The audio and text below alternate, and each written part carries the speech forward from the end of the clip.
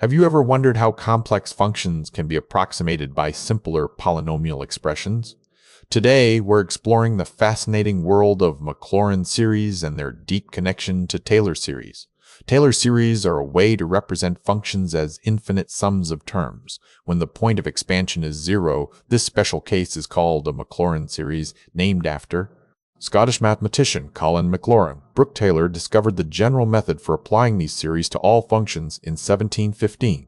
A Maclaurin series is a special case of this where the expansion point is zero, simplifying many calculations.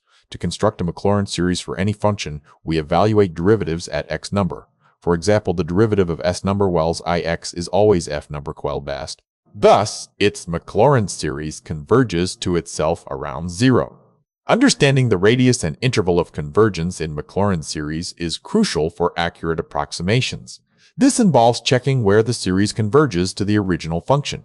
Maclaurin series are widely used in physics and engineering, offering a way to approximate complex functions with simpler polynomials. They're especially useful when dealing with small values of x. In summary, Maclaurin series are a powerful tool for representing and approximating functions as polynomials around zero. Their simplicity makes them valuable in many applications. So there you have it. Maclaurin series are not just a theoretical concept, but practical tools for simplifying complex mathematical functions. What did you find most surprising about this topic?